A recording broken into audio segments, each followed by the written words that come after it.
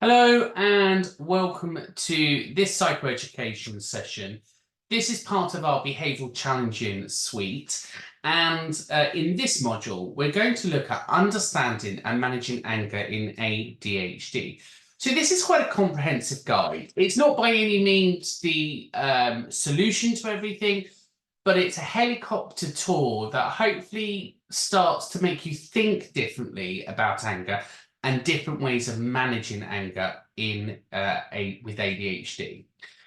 As I said, psychoeducation is about understanding the holistic, the whole picture, the whole piece of a person.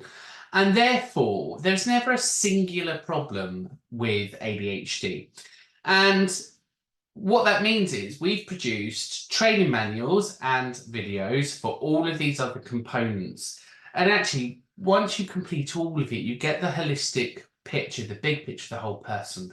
So again, on here, you can see we covered dopamine and challenges, academic challenges at school, behavioural challenges, emotional, family, health and well-being, medication, information for parents, physical and social challenges.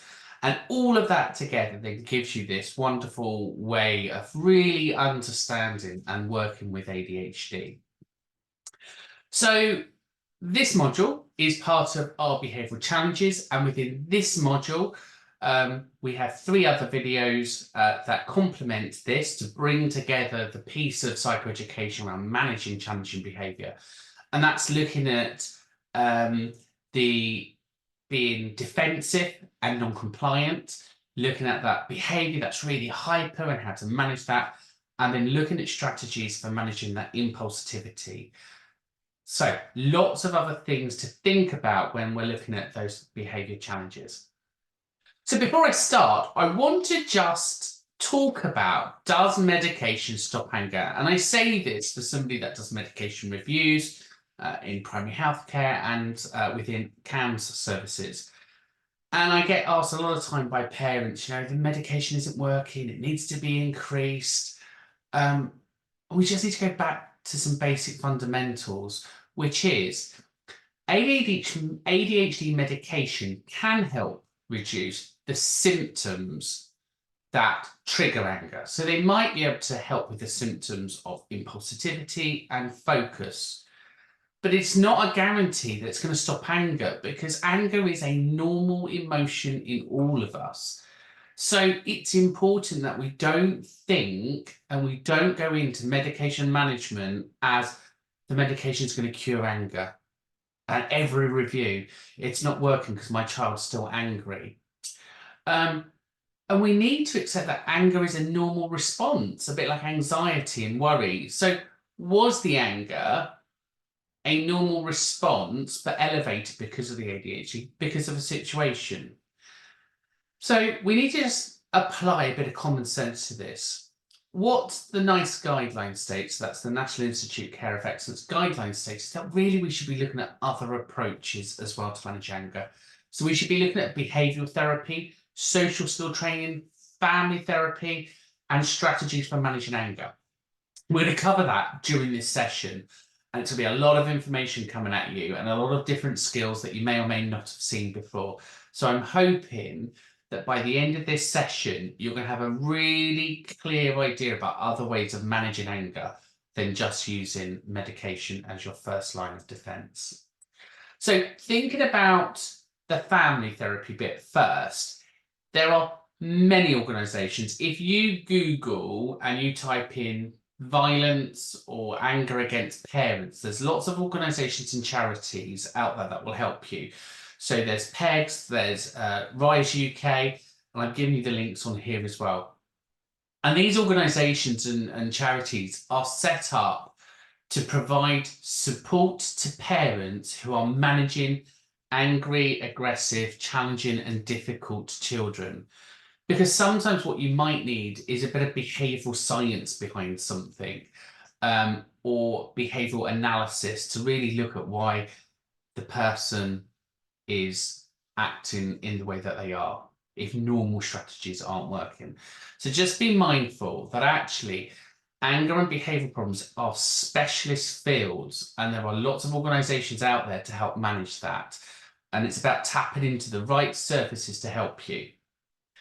There is the Triple P network. The Triple P parenting program looks at positive ways and positive reinforcements and positive behaviour strategies of building strong, healthy family relationships, which build confidence and managing your children to behave and prevent problems from developing. What we know from evidence is a child will hear a negative comment more than any other child. Don't do that, stop that, don't act like that, be like this, why are you like that, don't do that.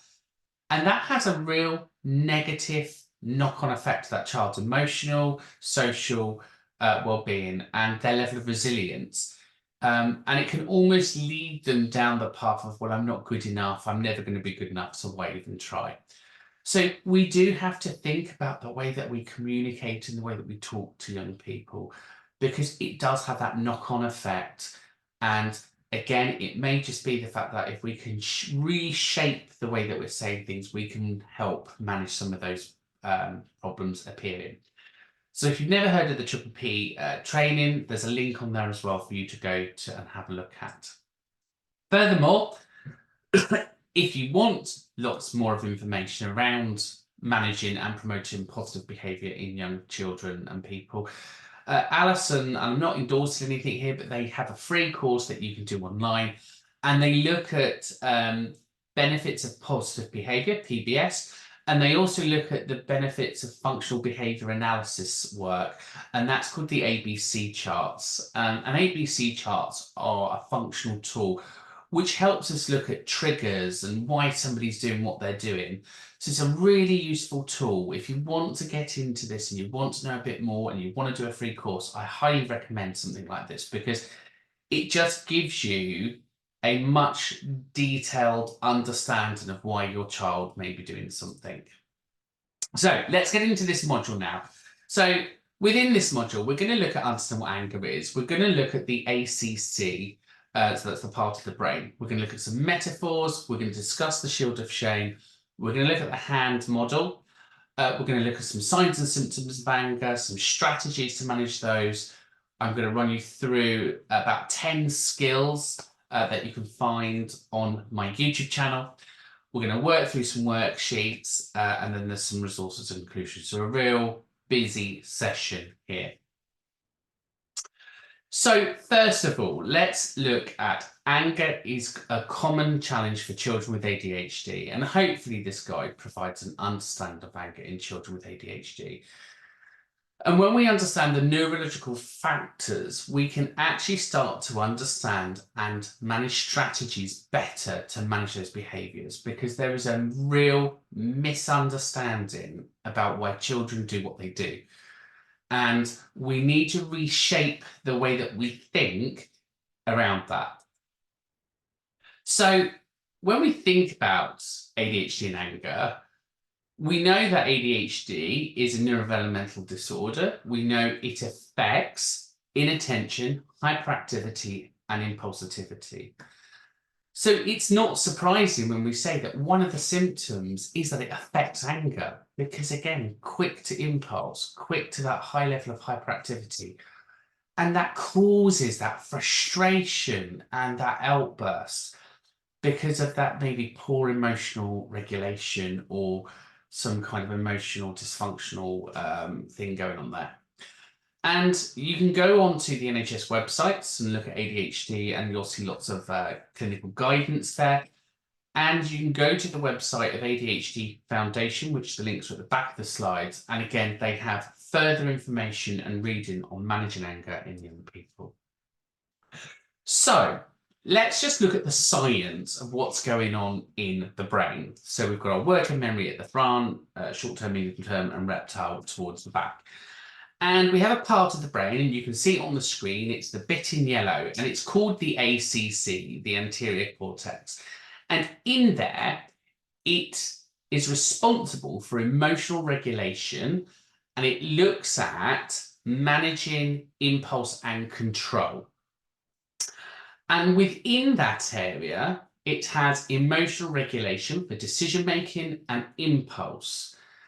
And what the evidence is suggesting, and what science is saying, is that young people with ADHD, their brain doesn't release the chemical within that area. So if you are a neurotypical brain and you get angry, what your brain does is it releases a chemical into the brain to say, look, calm down, and you naturally calm down. What it's showing in ADHD people is that the brain doesn't release this chemical. So there's no chemical release at all. Or if there is, it may be a little amount.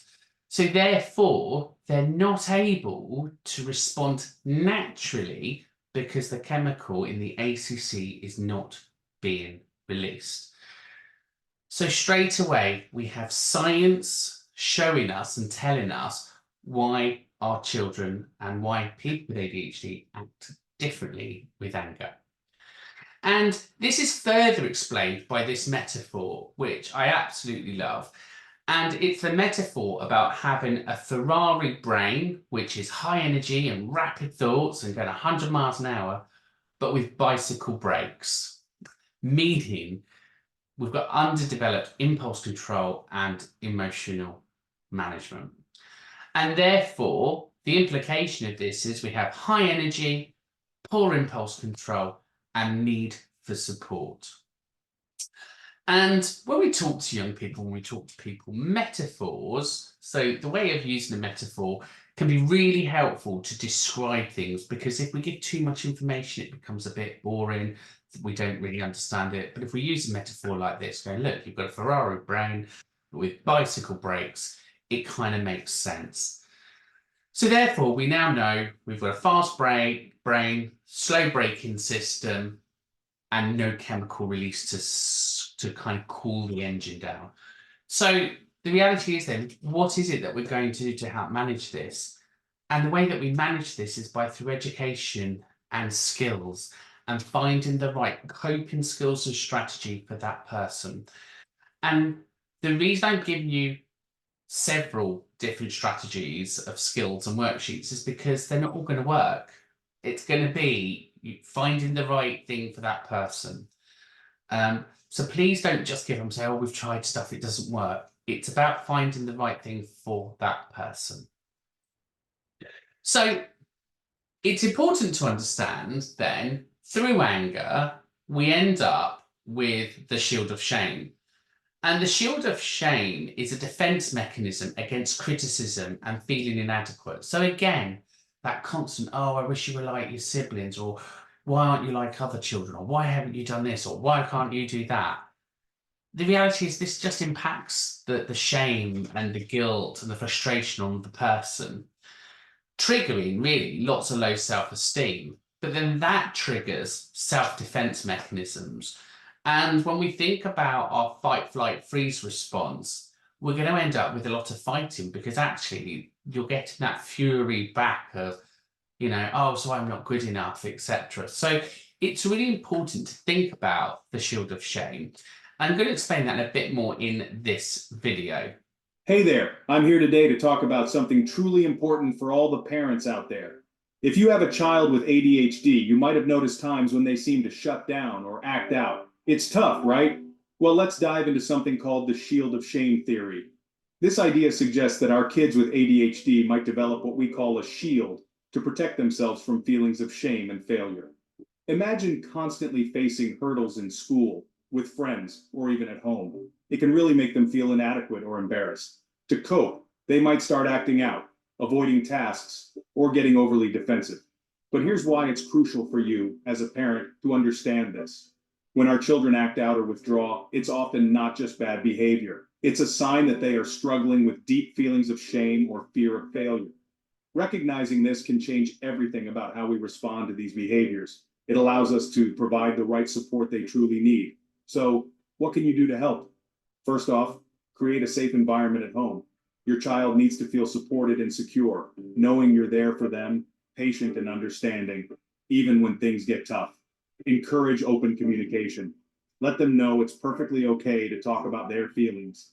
They need to express what they're going through without fear of judgment. And don't forget to focus on their strengths.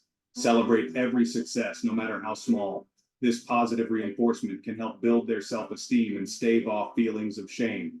Model resilience. Show them how to handle mistakes and setbacks in a positive way.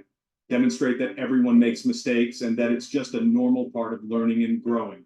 Imagine your child is struggling with a math assignment and starts to get frustrated and tearful. Instead of focusing on the frustration, recognize that this might be their shield of shame. Approach them with empathy, saying, I see this is really hard for you, and that's okay. Let's work on it together, one step at a time. Break the assignment into smaller parts and celebrate each completed step.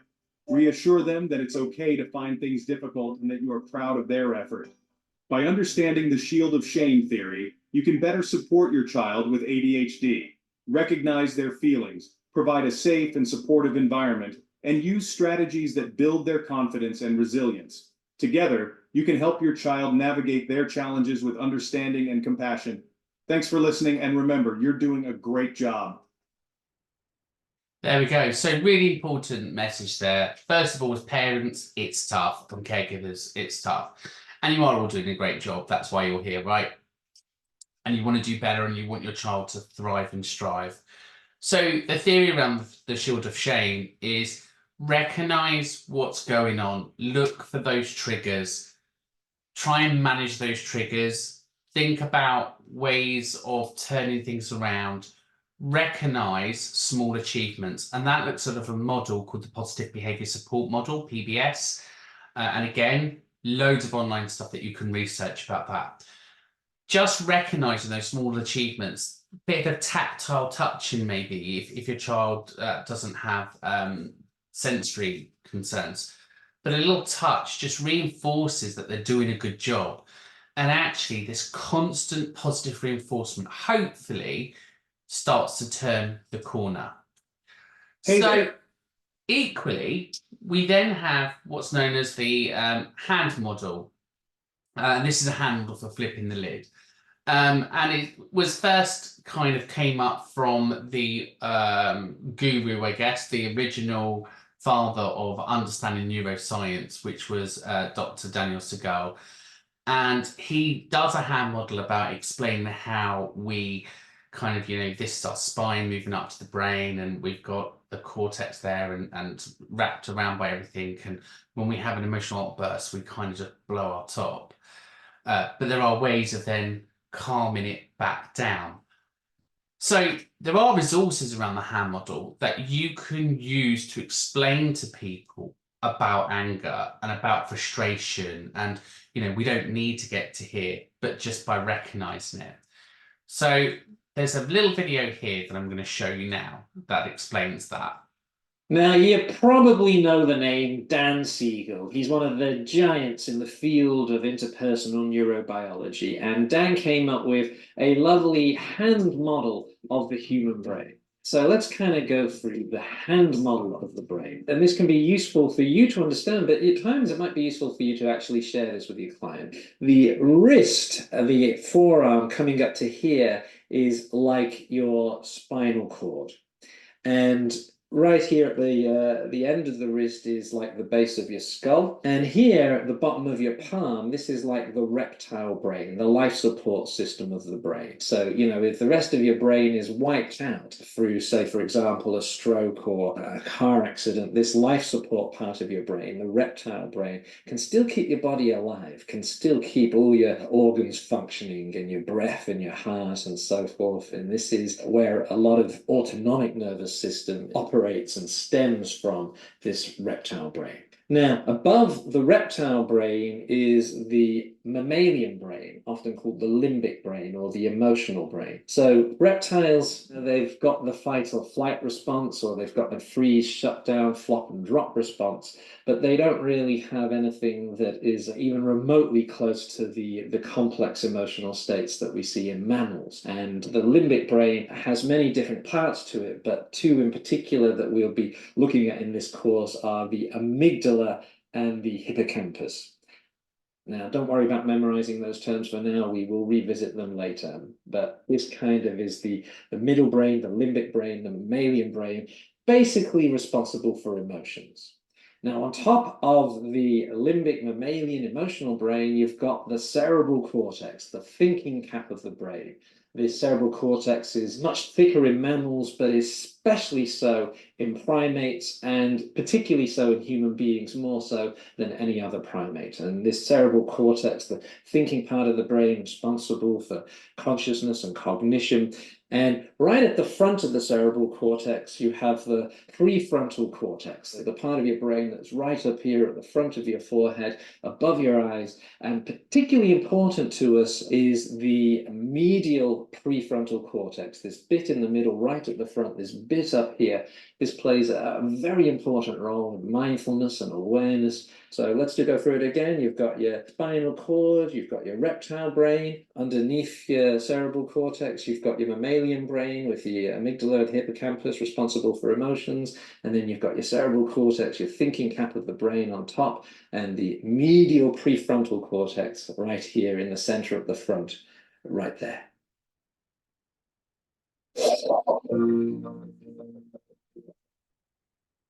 There, so that kind of just gives you a bit more information about how it all works. And basically, the signal comes up, we get angry, we flip our lid, and then we learn to manage to calm that down.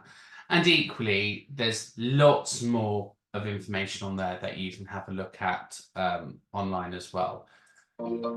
So, looking at signs and symptoms of anger, a lot of the time when I've spoken to patients, they've said to me, "Oh, I don't know that I get angry." And that's, I always find strange because we have things that we can see, so signs, and we have symptoms, things that we may feel. So it may be unusual that they don't pick up on one or the other, or maybe they've just never really thought about it. But it's useful to sit down and explain to young people, or anyone really, what the signs and symptoms of anger are. So signs may be, you can see somebody starting to sweat or shake or become more defensive and verbal and aggressive and things that you can physically see. Symptoms is what they're going to be feeling. Can you feel your heart racing? Can you feel you're shaking? Can you feel your head pulsating? Can you feel your throat tightening?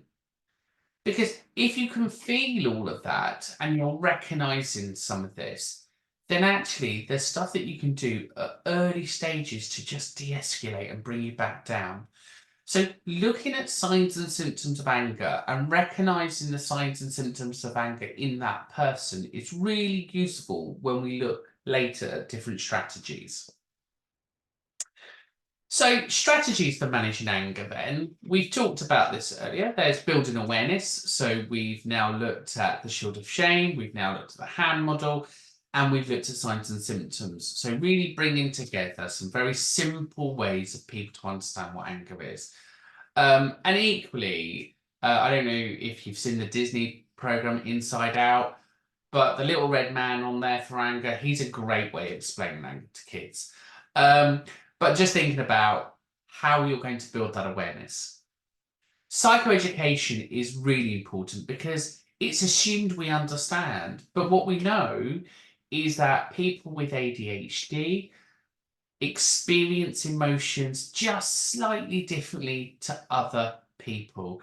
So there is this whole relearning that has to take place, this whole relearning of what happy is and sad is and anxiety is and worry is, because we either love too much or not enough. We either cry too much or not enough. We either give too much or not enough. We're either completely stressed or completely happy. So it's relearning all of those different skills. Try role playing with people, play it through, show them so they were aware to see it. And equally, modeling behavior is really important, and that's you as the caregiver remaining calm, so you remaining grounded. And again, there's some skills within the session that you can use with your young person or for yourself. But again, I call it the swan effect. As caregivers, we need to just look gracious on the top, smile, probably not smiling when you're being shouted at or somebody's angry, but just keeping that calm composure, but then be paddling like mad underneath if you need to. Because if you project fear, if you project anxiety, if you project that you're getting angry, it's going to build it up. But if you can model good breathing and good calming techniques, then hopefully that's going to be picked up as well. So this is a bit of homework for everyone. And again, routines are really important so people understand what to do, and making sure that everyone's on the same page. So if you've got a strategy, make sure everyone's following it. And then there's some additional resources. Equally, there are skills and techniques for encouraging positive behaviour, and one of those are around communication skills. And communication skills are very much around sending and receiving. So there's a theorist called Shannon and Weaver, which is we have a sender and a receiver of information. And where anger seems to come from a lot is it breaks down. So the coding and the decoding from the sender to the receiver seems to break down. And what I mean by that is, have you been in that situation where somebody's told you something, you think you've heard it, but actually you've heard something different, and then you get frustrated because you're like, well, that's not what you said. And actually, there's a lot of evidence now to say around the sending and receiving information that there's a breakdown. And equally, you've got the Mandela effect, where we believe we think we've seen and heard something, and actually that's not at all what it is. So good active listening skills, making sure that the person has received the information in which you intended it to be given.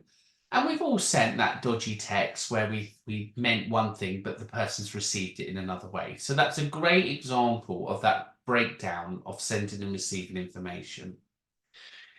Equally, there's other techniques around using visual aids, doing physical breaks, so looking at relaxation techniques, mindfulness. And when we think about physical activities for those breaks, we're thinking about that Ferrari car, but the bicycle brakes. We need to teach how to apply those brakes manually, because the brain isn't going to do it for us. The car isn't going to release that cooling engine, so we're going to have to apply those brakes manually. So we've got to teach those skills, and we can only teach them if we understand what the signs and symptoms are, if we know what that early recognition is, to then teach that skill to stop the car slowly.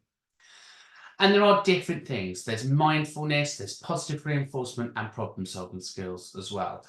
And I know mindfulness isn't for everyone. People go, oh, how do you expect me to do mindfulness? I don't expect you to do mindfulness. I'm just saying it's a skill amongst many skills. So look what works well. But equally, there are various types of relaxation techniques, from breathing to muscle relaxation, emotional freedom techniques. There's lots of different relaxation techniques out there.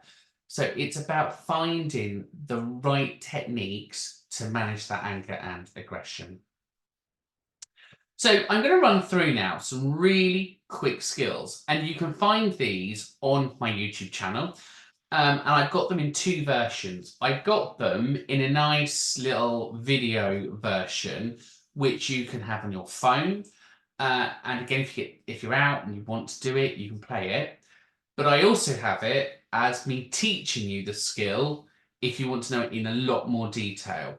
So I've got two playlists on the YouTube channel. I've got mental health skills where I'm presenting and we run through each technique. And then I've done a quick technique for the young person that you can have on your phone. Now, let's explain each one and how they're going to work. So let's say you've got somebody, you can see they're escalating, they're at their stage 1, and we talk about anger in 3 stages. So we've got stage 1, stage 2, stage 3. Stage 1, we're at early signs and symptoms. And what we want to do is we want to build a list of strategies at stage 1, because we don't want it going to stage 2. So stage 1 might just be, you can see they're getting a bit jittery, you can see that they're pacing, you can see that their mouth's getting a bit clammy, or throat's getting a bit tight. So coming up with, I don't know, 5 or 6 different strategies at this point to slow the brain down, to reduce the tension in the body, to reduce the anger, is a really useful thing. So grounding skills do that. It gives the brain a bit of breathing space, so it helps there. So we'll watch the technique and we'll move on to the next one. Coping with stress can be as simple as 5, 4, 3, 2, 1. Let's dive in. Take a moment to identify 5 things you can touch right now. Maybe it's the chair you're sitting on or your own hair. Now look around. What are 4 things you can see? Perhaps a painting on the wall or a potted plant. Next, close your eyes. Listen for 3 distinct sounds. Could be the hum of the AC or distant traffic. Now take a deep breath. What are 2 things you can smell? Lastly, identify 1 emotion you're feeling. Acknowledge it without judgment. Remember, grounding is about bringing you back to the present. So next time stress strikes, try 5, 4, 3, 2, 1. Breathe easy. You've got this. Lovely. So basically, very, very simple technique. The idea being is by using all the senses, you slow the cognition down, you bring somebody back to a nice calming state, and then you're able to move that discussion forward. So you practicing that as a parent, you teaching that to your children will be a great skill. It's great for anxiety, great for stress, great for anger. So have a play with that one. Now, you may find that one slightly challenging. So Coping with stress can be a simple. Welcome to 60 Seconds of Pure Positivity. We're here to remind you that your mental well-being matters, and self-talk is a powerful tool to elevate it. Start each day by telling yourself, I am strong, resilient, and capable. This affirmation boosts self-confidence and prepares you to face challenges head-on. In moments of doubt, remind yourself, I've overcome obstacles before. I can do it again. This reinforces your ability to handle adversity. During times of stress, say, I am calm, focused, and in control. This helps to reduce anxiety and maintain focus. End your day with, I am grateful for the progress I've made. This promotes positivity and gratitude. Remember, your mental health is as important as your physical health. Make positive self-talk a part of your daily routine. Keep going and keep growing. Lovely. So really simple in a concept. We go back to what I said at the very beginning. An ADHD child is more likely than any other of their counterparts to hear negative thoughts all day long. You're not good at this, you shouldn't be doing that. Teaching positive self-talk balances some of those negative cognitions that they're hearing.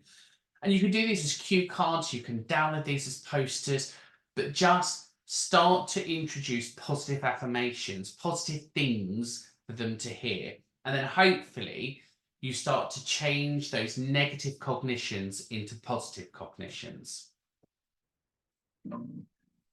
So the next one, relaxation techniques. So we said if mindfulness isn't for you, this one might be a good one. Welcome, everyone. Ever heard of progressive muscle relaxation? It's an exercise that helps reduce stress and anxiety, and it's as easy as 1, 2, 3. Step 1, find a comfortable seat. This can be anywhere as long as you're relaxed. Step 2, tense a group of muscles as you breathe in, then relax them as you breathe out. Start from your toes and work your way up to your head. Step 3, repeat. The more you practice, the better you'll get at recognizing stress in your body. In just 2 minutes a day, you can start to reduce stress and improve your overall well-being. Now, isn't that something worth trying? Progressive muscle relaxation, simple, effective, and all natural. Your ticket to a calmer, more relaxed you. Give it a go today. So when we talk about signs and symptoms of stress, when they're feeling this throat tense and hand gripping, this is a great technique because they're all up here. So then tell them, take a deep breath, breathe it in, squeeze it even harder and just stretch it out. And then squeeze it in and then stretch it out. Find a way of managing that adrenaline high, that anger, and reducing the neuroadrenaline to drop the anger levels. So PMR, progressive muscle relaxation, is a great technique, and you can make it fun. And another way to Ever manage wonder how the power of... Welcome, everyone. So, visualization techniques. This is another great one. So again, thinking about that positive cognition, thinking about I am in control, I can manage this, I can do this. You can get them to think about it. So when people go, I can't stop myself, I can't control it, then we need to be saying to them, I want you to think of being on a beach, think of someone being calm, think of a safe space, and think of these images. So let's have a look at this one. Ever wonder how the power of your mind can improve your mental health? Picture this. The world's top athletes use a technique called visualization. They see themselves winning, hear the crowd cheering, feel the medal around their neck. Visualization isn't just for the sports elite. It's a powerful tool anyone can use. It's about creating a mental image of a future event. When we visualize our desired outcome, we begin to see the possibility of achieving it. Imagine a calm, peaceful place. Hear the soft rustle of leaves, feel the warm sun on your skin. This isn't just daydreaming, it's your mind creating a sanctuary for your mental health. So try it. Visualize your success, your calm, your happiness. Your mind is a powerful ally. Use it. Remember, your mental health matters.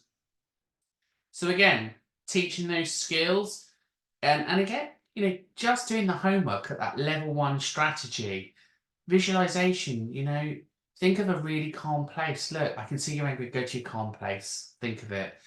And we use a similar skill in EMDR, which is eye movement desensitization reprogramming, called safe space. And the idea of safe space is that we plant it in your mind and it sits there. So when we see things not going too well, we can tell you to go to your safe space. And it is a really calming calming exercise. So do think about visualization as a technique, but you'll have to do the homework with Ever them. wonder? So creating a soothing box, again, if somebody gets really angry, they may need their senses all stimulated at the same time. A bit like the 5, 4, 3, 2, 1 technique. You're going to want to bring in touch, smell, taste. And what we know is that smell is one of the strongest things that you can do as a sensory thing to manage something, to bring in a feeling or an emotion. And we know that because if we go to a bakery, all of a sudden we all want crusty bread rolls. And if we go to, I don't know, a coffee shop and we smell coffee, whether we want coffee or not, all of a sudden we want coffee. So we know smell is a really positive way of bringing things out. If you can smell fresh cooking and, a roast dinner, it triggers all of those memories of happiness and nice things. So having a soothing box is a useful tool for managing that anger when it's escalating. Imagine a box, a simple, unassuming box, but this isn't just any box. This is your soothing box. A soothing box is a personal collection of items that calm your senses. It's a tool to help you regain control when anxiety tries to take the wheel. First, select a box that resonates with you. It could be an old shoebox, a tin case, or a wooden chest. Next, fill it with things that soothe you. It could be a favorite book, a soft blanket, a picture of a loved one, or a stress ball. Don't forget about your senses. A bottle of lavender oil to calm your sense of smell, a soft velvet pouch for touch, a photo of a serene landscape for sight, a calming soundtrack for hearing, and a favorite snack for taste. Remember, your soothing box is unique to you. It's a lifeline when you're feeling overwhelmed. Take a deep breath. Open your soothing box. You're not alone in this journey. This is your soothing box. Create it, use it, embrace it. Imagine a I love that. I love that. I love the fact that we can be that creative. And again, it becomes a tool, something that can feel, I hadn't got anything in my toolbox. I didn't know how to manage this anger other than just people telling me to stop. And now I've got all of these strategies, all of these different things that I can try. And when one fails, I now know that I've got something else that I can rely on. So again, prioritizing your strategies at this level 1 stage is great. So all of these strategies are kind of level 1 interventions for managing anger. box. Calm in the storm, that's a skill that's priceless when dealing with children with neurodivergences. Anger management, not just for you, but for them. It's a dance, a delicate balance, a game of patience and understanding. Picture this. Your child has a meltdown. First step, breathe.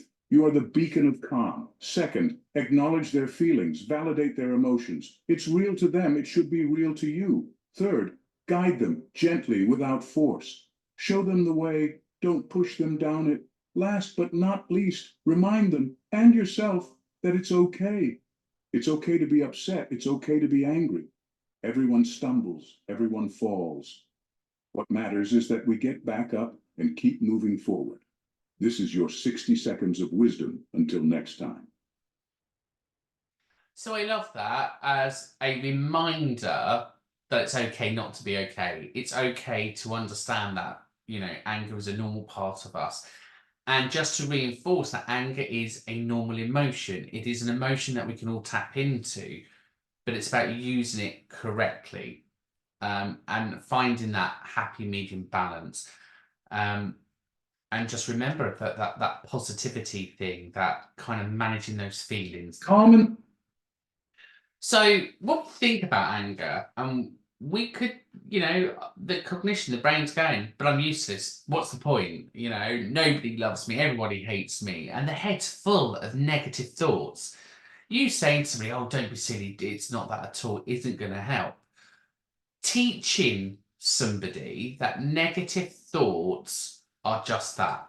And we have a wonderful metaphor in acceptance and commitment therapy where we have this constant blue sky above us all.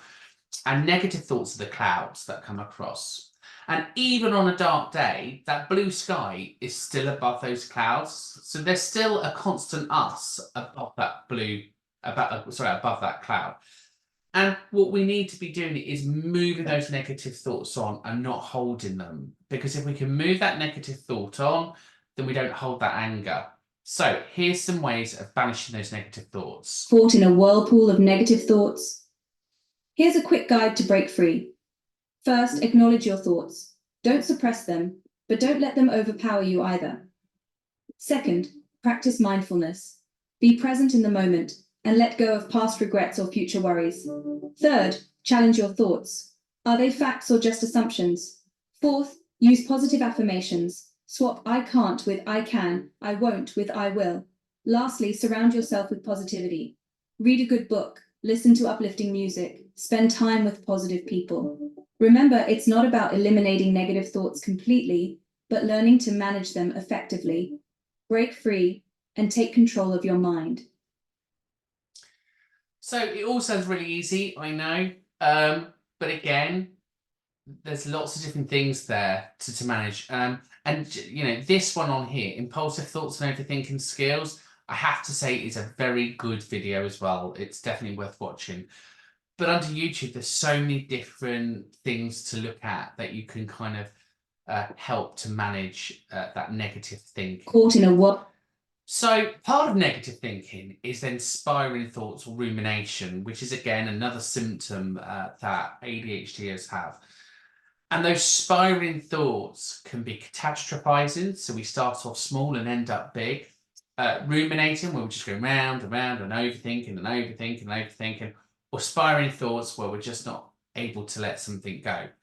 And all of that ends up eventually and potentially in a behaviour or an anger or frustration of some kind.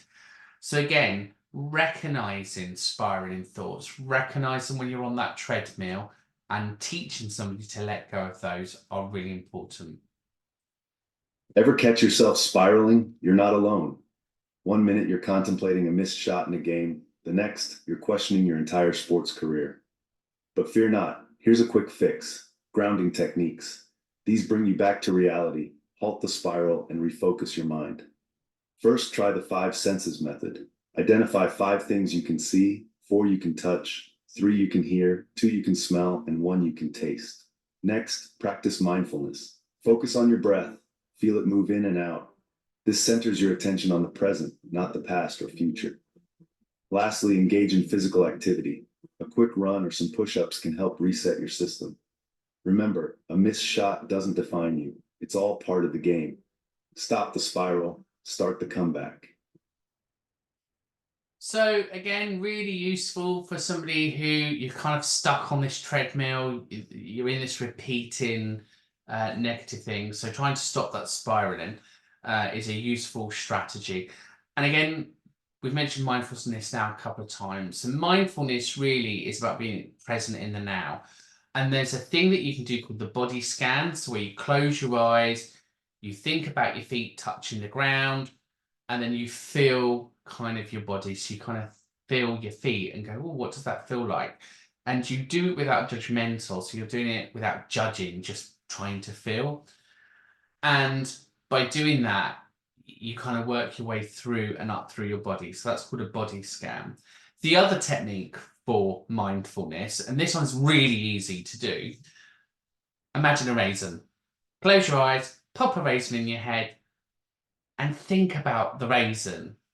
What does that raisin look like? Why has it got those bumps? What does it smell like? What does it feel like? What does it taste like? And it's really strange how your mind will just come up with these wonderful things about a raisin. So 2 different kind of mindfulness techniques. There's lots of techniques out there for mindfulness, but the raisin and the body scan are really useful, quick techniques as well. There we go. Body scan. Hold open. Picture your body as a house. Every room, every corner tells a story. Body scan mindfulness is like taking a tour of this house. Start at the tip of your toes, feeling the sensations there. Is it cold, warm, tingling? Slowly move up, leg by leg, arm by arm, exploring each sensation. Don't rush. There's no finish line. As you reach your head, acknowledge the thoughts that come and go. They're just visitors, not permanent residents. Remember, this is your house. You're the landlord. Body scan mindfulness isn't about changing anything. It's about understanding and accepting. It's about tuning into the symphony of sensations that make up your existence. And as you do, you'll find a tranquility, a stillness that's always been there, waiting for you to discover. Now, breathe. That's it. Welcome home. So again, a lovely, very quick technique. And all of these techniques are done within the minute. And when you think about anger, it can come on quite quick. So having strategies that you can de-escalate somebody in just as quick time is really important. If the skill is too long, if it's got too many steps, they're unlikely to do it. It's going to cause further frustration. But very simple techniques will hopefully provide you with a few more tools in your toolbox. So breathing techniques are great for re-regulating the body. We know that as adrenaline comes in, the oxygen level starts to deplete because the blood's going around the body a lot quicker. So the science behind this is relatively straightforward. If we slow the body down, we slow the mind down. If the blood is pumping fast around the body, the anger is going to pump just as quick because it's the adrenaline, the blood flow. Really crude example, simple example, but if we can slow the breathing down and we slow the heart rate down, then the oxygen levels return back to normal. We end up with a clearer picture of the mind, and it's far easier for us to control. So we're going to run through now some breathing techniques that you can try to help. And again, each of them do different things. So there's shallow breathing, deep breathing. And again, if you're interested in this, there's lots of techniques here. So when people go, oh, breathing doesn't work, maybe that one didn't work. Maybe you were too shallow. Maybe you weren't going deep enough. Maybe it wasn't for long enough. Maybe you weren't doing the technique right. So there's lots of different techniques here. And there's lots of posters as well for breathing techniques that you can download off the internet free of charge. The hexagonal breathing, the rainbow breathing, the square breathing. So sometimes the child, the young person might need a visual in front of them. And you can go onto these new apps online, like the Tamu sites, and you can buy breathing badges and stuff, which is great because when somebody gets stressed, you can show them the badge and it teaches the skill. So here we go. Colourful rainbow breathing. Imagine a rainbow, its vibrant colors arching across the sky. Now picture that rainbow inside you, pulsating with every breath. This is rainbow breathing, a fun, calming technique perfect for all ages. Inhale slowly, picturing the red at the base of the rainbow. Feel the warmth, the energy. As you exhale, visualize the orange, the joy and creativity. Inhale again, now it's yellow, the color of sunshine and positivity. Exhale and see green, a symbol of life and harmony. Inhale, and it's blue for calm and wisdom. Exhale, and it's indigo, the color of intuition. Finally, inhale and see violet, a color of spirituality. Each breath, a new color. Each color, a new sensation. Rainbow breathing, a burst of color and peace in every breath. Try it today and paint your world with tranquility. So again, you can always play this video, ask the child to close their eyes, play the video, just listen to the video and breathe. And we know that simple distraction technique is enough to slow the cognition down, to slow the anger down, and again, hopefully bring them back to a place where you're able to talk. And it may be the fact that you have to do 2 or 3 different breathing techniques and use those videos in a different way. but use the videos and see Imagine how they go. So, the figure of 8 breathing. Ever find yourself in a stress spiral? Here's a quick fix. Figure of 8 breathing. It's a simple technique you can do anywhere, anytime. Picture an 8 on its side, the infinity symbol. Now, breathe in as you trace the first loop, then breathe out on the second. That's it. This technique helps to balance the brain, calm the nervous system, and bring you back to the present moment. It's like a mini timeout for your brain. And the best part? You can do it as many times as you need. So the next time stress is knocking, just breathe it away with figure of 8 breathing. It's your secret weapon for peace and calm in our fast-paced world. Remember, your breath is powerful. Use it wisely. Again, really useful to do the figure of 8 with them. So come on, breathe in. And out. So that visual, you're stimulating all the senses, you're trying to confuse that anger, you're bringing them back to a place of cognition where they're able to communicate with you more. So let's look at the triangular breathing. And again, you can draw this in the air.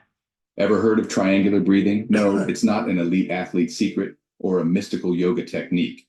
It's a simple yet powerful method to reduce stress and improve focus. Picture a triangle in your mind. Now imagine each side represents a phase of your breath. Side 1, inhale slowly for a count of 4. 1, 2, 3, 4. Side 2, hold that breath for another count of 4. 1, 2, 3, 4. And side 3, exhale for a count of 4. 1, 2, 3, 4. Repeat this cycle as needed. Triangular breathing can work wonders for everyone, not just children. It's science, not magic, and it's as easy as 1, 2, 3. So why not give it a try? Remember, inhale, hold, exhale, all to the count of 4. Breathe better, live better. And we've got loads of science behind this, you know. So I know it sounds, you might kind of breathing techniques really, but I promise you there's lots of science, lots of evidence to support that breathing techniques really do. Ever heard? So hexagonal breathing, get a bit more complicated, the breathing skills here. Ever heard of hexagonal breathing? It's a mindfulness technique that's as easy as child's play. Picture a hexagon. 6 sides, right? Now, let's breathe with it. Inhale for a slow count of 4, filling your lungs with fresh air. Imagine tracing the first side of your hexagon. Hold that breath for another count of 4 as you trace the second side. Exhale for 4, releasing all the air and stress, tracing side 3. Pause for 4, completing that 4th side. Repeat this cycle. Inhale, hold, exhale, pause. Each for a count of 4. That's hexagonal breathing. A simple, fun way to calm the mind and body anytime, anywhere.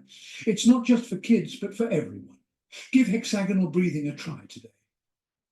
Lovely. Ever find yourself caught in a whirlwind So a bit more complicated there on the hexagonal of breathing. So, looking now at therapeutic thinking. Ever find yourself caught in a whirlwind of negative thoughts? Welcome to a quick dive into therapeutic thinking skills. First up, cognitive restructuring. It's about changing negative patterns of thought. Think of it as decluttering your mind. Next, mindfulness. Live in the moment, not in the past or future. It's about focusing on the now. Third, positive visualization. Picture yourself achieving your goals. It's like a mental rehearsal for success.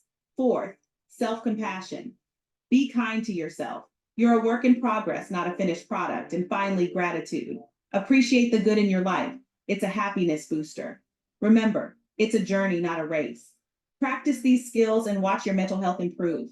Until next time, keep thinking positively. So when we think about therapeutic thinking, it brings me to the point when I talk to people and I go about anger, they go, I can't control it. I can't control it. I can't do it. So straight away, we've already got this block. We've got this block that I can't do it, that negative cognition. I can't do it. What we need to work out is why. What is it that's stopping you? Why are we unable to process this? And can we turn that negative cognition for you saying that you can't do it to I am in control, I am powerful, I can manage this. I have the ability to manage my anger. I can support my feelings. I know how to, just listing lots of positive words to help them restructure that negative belief. Because once they have that negative belief, they can hold it and it becomes quite an easy, oh, but I can't manage my anger. Helping to restructure those thoughts, the brain has wonderful neuroplasticity and it can restructure itself and reprogram itself. So constantly reinforcing and reframing those thoughts is a great thing to do. And again, on here, you can see other people about reframing thoughts and managing different things there. So just think about positive affirmations about, but you can manage, you are able to manage your anger. You can be in control. You're strong. You're powerful. You know, you're clever. You're brilliant. All of these wonderful things. Let's start trying to reinforce a positive belief system to overlook that negative one. And finally, to end this wonderful set of skills, and if you go onto my YouTube channel, there's about 35 sets of different skills that you can try. These are just some that I've selected for you for this course. But I love this. I heard this on it was when we have the darkest or the shortest day of the year, which is apparently the saddest day of the year. So people that have seasonal affective sunshine affective disorder, or SAD, seasonal affective disorder, sorry. I heard a psychiatrist or a psychologist talk about the chemistry of happiness. And this is really important because the chemistry of happiness is actually a scientific proven thing. And if we can teach this to people, we can lift mood, we can help people recognize that there is a possibility to be happy. You just need to know how to get the chemicals back. Ever wondered what's behind the magic of happiness? It's a brilliant blend of chemicals. Neurotransmitters like serotonin, dopamine, and norepinephrine are the key players. Serotonin, the feel-good hormone, is often linked with mood and happiness. It's like the sun shining in your brain. And guess what? You can boost it through complex carbohydrates. Then we have dopamine, the reward and pleasure hormone, and norepinephrine, that's all about attention and response actions. They are like the high five or fist bump of your brain and can be increased through proteins. But here's a twist. An enzyme called monoamine oxidase, or MAO, breaks down these chemicals. Higher levels of MAO can lead to depression. It's a delicate balance, isn't it? So next time you're feeling low, remember, it's all about the chemistry of happiness. And when we think about that, if we can eat well, if we can exercise, if we can get sunshine, and if we get reward and recognition, then we can start producing a much happier brain. So it isn't a one thing fixes all. And what we know about some of the medication that we prescribe, things like SSRIs, they call emotional numbing. So they don't necessarily have the same response that we hope they do. But you can get serotonin from eating high greens. There is a diet called the serotonin diet. There was a new study done by Redbridge University around taking a higher dose of B6, which is the vitamins for happiness, that reduces anxiety and stress. That reward system increases the dopamine.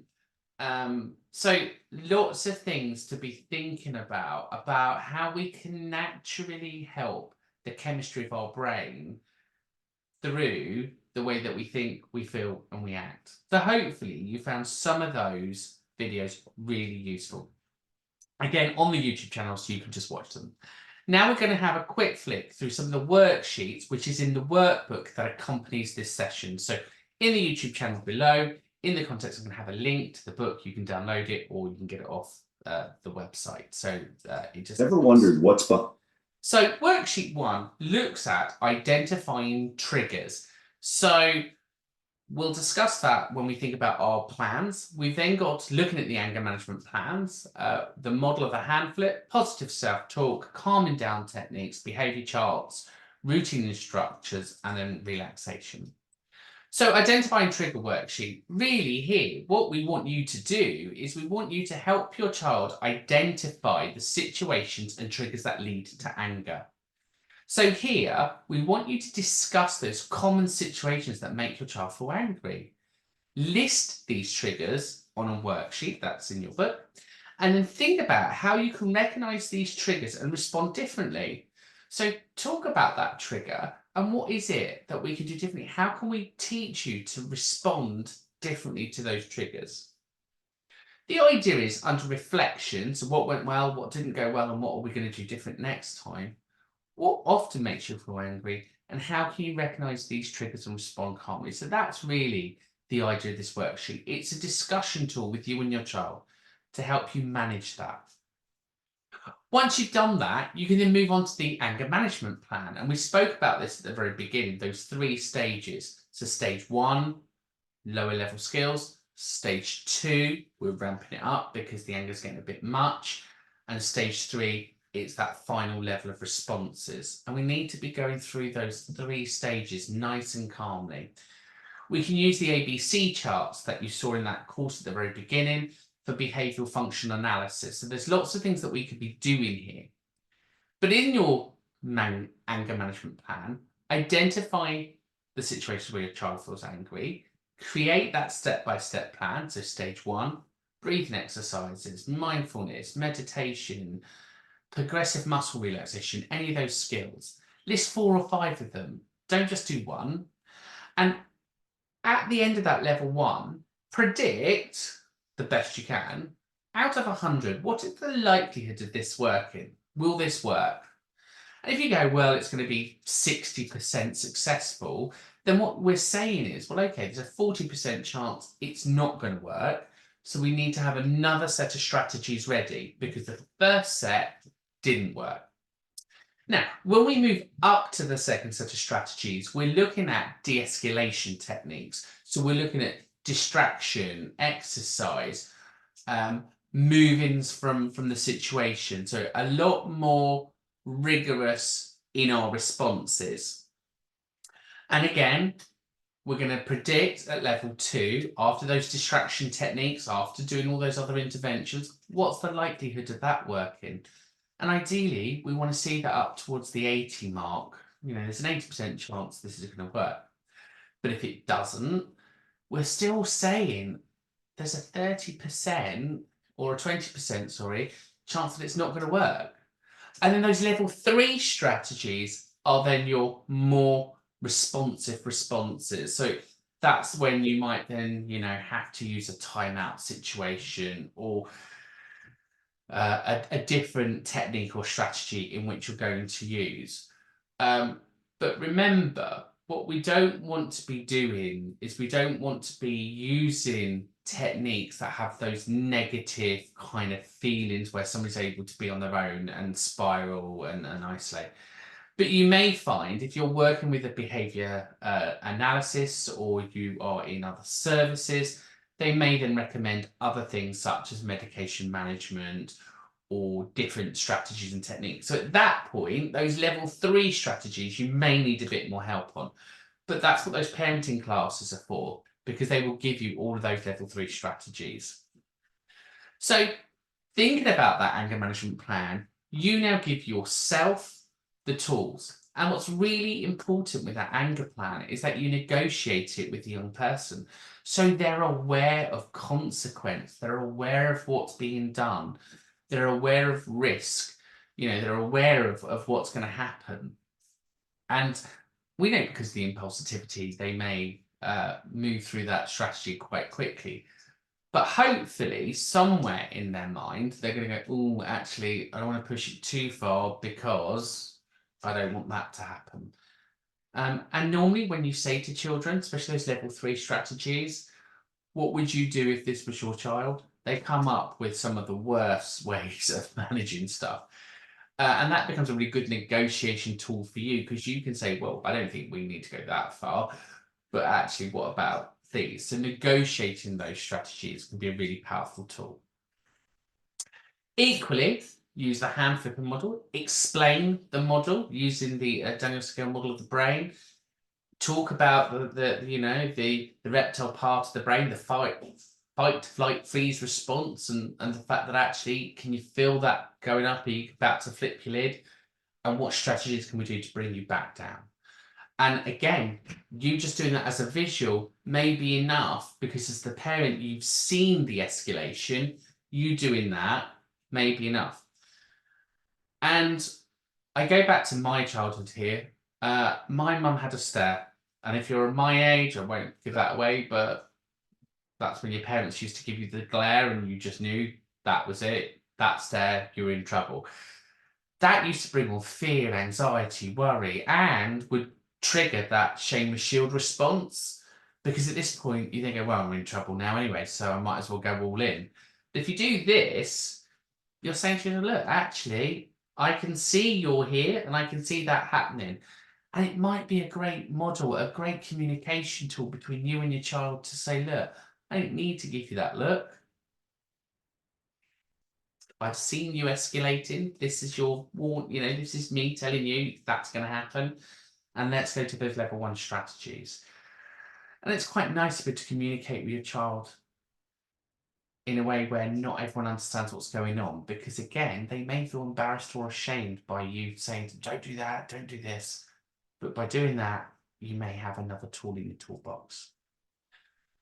Working on those negative cognitions, a positive self-talk worksheet is really important. Identify those negative thoughts that lead to anger. I'm fat, I'm useless, nobody loves me, I'm unlovable, everybody hates me, what's the point?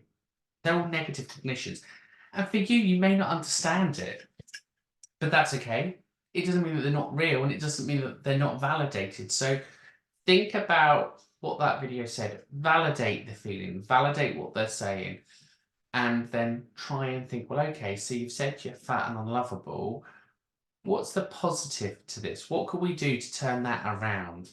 I am worthy of love. And I am an amazing person, these are my best features or something. So for every negative comment, you need to find a positive comment to try and slow that negative cognition and replace those with positive thinking. Again, I can't manage my behavior. I can't manage anger. Let's replace it with a positive. I am in control. I can manage my feelings. And let's work from there. Thinking about your calming down techniques, could be breathing, could be sensory box, could be whatever it is. But again, the aim of this is to sit down and to teach your child those techniques, to manage their emotions, to help re-regulate them, and that will reduce the anger. Because if they're saying to you they don't recognize it and they don't understand it, then part of our role is to teach them to understand it and to recognize it. So teaching them those signs and symptoms, teaching them those level 1 strategies, teaching them those calming, counting skills, mindfulness, breathing, meditation, EFT, whatever it is. Encourage your child to use them when they're feeling angry or upset. And again, encourage those positive self-talk skills in the morning and at night. When you see that they're a bit hyper and they're a bit speedy in their speech, go, why don't we do a breathing skill? Let's just, even a breathing triangle, just to slow that energy down a little bit. And hopefully at the end of it, ask them, do you feel better for that? And it's not going to happen in one set of breathing. You need to be doing this for about 60 seconds. So you can play the video because they're about 60 seconds. You could draw the symbol and you can say, right, we're going to do 10 lots of these, whatever it is. But try and be creative with them to help manage that anger. Behaviour charts, if you like reward and recognition, this is part of positive behaviour support modelling. Looking at a behaviour chart, but again, I would say this one with caution, because what you don't want is unattainable and unachievable results. So start off really small things, like you smiled, you said thank you, you acknowledged your anger, whatever it is, and then you can move those charts to be more difficult. But the aim of this is to motivate your child to follow the rules. If they use the breathing skill, then that's positive. Well, I saw you were angry. Let's do those breathing skills. You did those breathing skills. That was an excellent job. You get 2 points. 1 because you recognise it, and 2 because you did the breathing. And that's going to do that dopamine reward. It's going to give them that sense of achievement and go back to that happy chemical. You're going to blast their brains with lots of happiness, and hopefully they're going to start feeling more motivated and rewarded and change that negative cognition to a positive cognition. Routine and structure. So again, just thinking about looking at those triggers. Are there things in your routine that you can do to reduce the anxiety and the anger just through routine? And here's a typical one for ADHD is lost my phone, lost my car keys, or young people wouldn't have car keys, but I've lost something that's really important to me. And we go, but if you just put it where I told you to, promise, doesn't work, does it? Doesn't work because their memory, they've put it down, they haven't remembered because they're so busy, and it hasn't stored in that short-term memory or long-term memory. So that then produces that Mandela effect. They thought they put it somewhere, but actually they're pulling on the wrong memory where it's coming forward. So try and do a bit of routine. And what I found was really useful for me is when I used to come in, I would say to myself, I'm putting my phone on the table. And I had to slow myself down when I did it, because then it's stored in my memory. I was like, remember where I put it now, because I took my time, I was slower. There is nothing more frustrating to an ADHDer when they're trying to do something and the simplest of things are the ones holding them back. You know, forgetting to do something, not completing a task on time, misplacing something. It can cause a real 0 to 100 in anger and stress. But learning these techniques, slowing the brain down, learning a different routine and a different way of doing something to store a memory, you reduce all of this, but I've lost it. Because there's nothing more unhelpful when you have gone through your 15th debit card, somebody going, but just put your card back in your wallet. We know that's where it belongs, but actually at the time, that's not where I put it. What we need to do is we need to then look at that card, and every time I hold that card, I have to go, right, okay, Steve, you've got your card. Now remember to put it back in your wallet and tell yourself. So it's a routine. It's just something that you have to do. And it does, trust me, it does work. It's a bit of a painful thing to go through, but it will work. Those routines do help, and they do reduce the anxiety and that kind of flash to anger quite quickly. Mindfulness and relaxation worksheets, great for managing those energy levels, great for trying to ground, great for trying to create calmness and relaxation techniques. We know hyperactivity, impulsivity, and inattention are the symptoms. So mindfulness can be really difficult because it goes against the grain of sitting still, thinking slowly. But that's where you need to bring in all of the skills, the visuals, the sounds, the videos, the role modeling, the body doubling. Look, mummy's going to do it with you, daddy's going to do it with you. We're going to do this together. Say to them, I find it hard, you're going to find it hard, but we're going to do it together. Let's do this together. Let's sit down and let's do some breathing. Get them to think of something really weird, you know, think of that raisin. Think of all those little wiggly lines in it. I wonder what that raisin smells like, and just get them to think about it, because you're distracting all of those thoughts onto that one item. What does that raisin smell like? I don't know, raisins don't smell. Let's think about it. And just find different things. There's lots of different fun things that you can do in mindfulness. We say mindfulness and it sounds like it's a big thing, but it doesn't have to be a big thing. It could be that body scan. It could be just picture you on the beach, or you winning your trophy, or you doing well at school, or you being rewarded for something. A happy place. That's all you do at your happy place. And those relaxation techniques, breathing, stretching, whatever it is, just come up with a list of them. Because again, guided imagery, great. That's you telling them a story and them thinking about it. Progressive muscle squeeze and whatever. All of those techniques are going to help your child to feel less overwhelmed and calmer. And if you can ground your child, you can keep your child calmer, they're not going to explode because the adrenaline hasn't hit the high. And we don't want the adrenaline to hit high, because then you have that neuroadrenaline problem afterwards where they start to go down, and then we get these highs and lows, and we don't need that. So teaching your child, the moment they feel that adrenaline pick up, learn the techniques to slow it down. Because even with medication, the body is still going to produce adrenaline, it's still going to be there, so they still have to learn how to manage that. So lots of practice in here. It's going to be difficult, but very worthwhile at the end of it, because it's a life skill, because ADHD is for life, it's not just for Christmas. And we've got to make sure that people can manage this long term. So these techniques, you know, if they're in a queue, when they're at school, if they're getting anxious, you know, they can go to their places and manage their feelings in a much more safer environment. Okay, so there are lots of resources out there, lots of resources, lots of websites for support.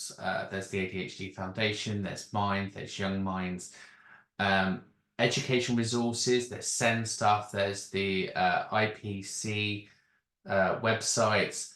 There's loads of apps and tools. Like if you download apps on your phone, there's breathing apps, there's calm apps, there's a blue flashing light app. I mean, there's an app that you can turn your phone into a camera and it flashes and it causes the brain to slow down. I mean, there's so many different things. And what I would say is it's a trial and exercise. Find the one thing that works. Find the thing that calms the person, that is able to bring them back to a safe space. We're talking about those level 1, those level 2 interventions, because we don't want to get to level 3 interventions, because when we get to level 3 interventions, it becomes hard, it becomes challenging. And the more we're at those level 3 strategies, you know, the more feeling like the punishing ones, the more negative cognition, the more negative reinforcement that's going to be built. So really think about how you're going to do it.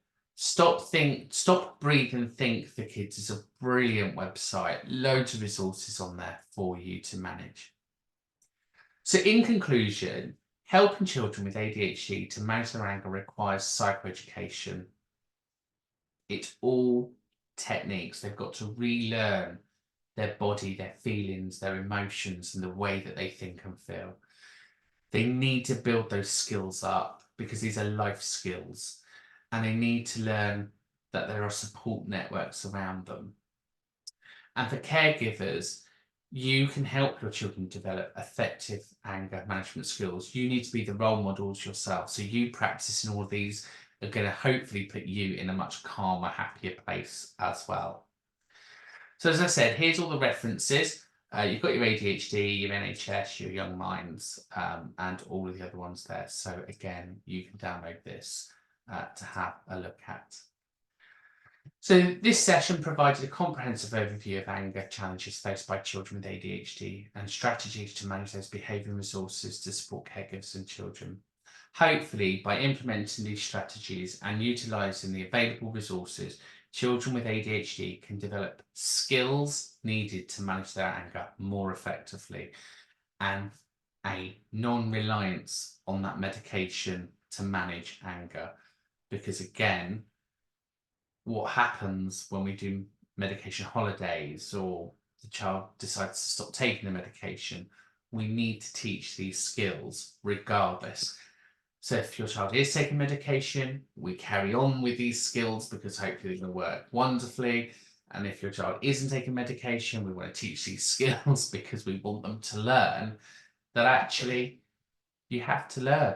You have to learn to manage your feelings and your emotions and your anger, and that's a long journey, and it's not going to happen overnight. And what it's going to take is kindness, it's going to take compassion, and it's going to take a bit of sympathy and understanding from the neuroscience point that this isn't something they're deliberately doing. And I know it's not helpful when people have strong views about they just need to do what they're told, they just need to behave. I know that's difficult as a parent because it's difficult for you to explain to somebody else it's not their fault because But we have the evidence. It's not their fault. They're not doing this deliberately. They're doing it because there is an emotional deregulation. They haven't learnt the skills in which they were meant to learn because they've learnt it in a very different way. And it's about relearning this and managing it. And hopefully, if we can reteach these skills to young people, they're going to have far better outcomes in their teenage years and in their early adults, because they're going to be much more aware of their emotions and feelings, and their emotional intelligence levels are going to go up. So thank you for watching. I wish you all the best and all of the luck in the world. And remember, this is a part of a series. There's going to be about 70 videos all in.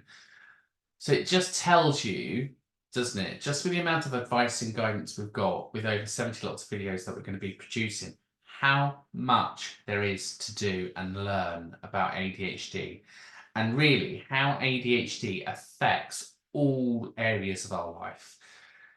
And the more we learn, the lesser the symptoms. And I have seen this in clinic. I have seen this in the GP surgeries. I have seen this in clinics. When the penny drops, when people think differently, everything just slows down, because there is hope. There is hope that it doesn't have to be like this. And that in itself is, you know, our landing spot, isn't it? Hope that we can manage anger, hope that we can find a better way forward. But just be mindful there are so many resources out there. So I wish you all the best of luck, and thanks for watching.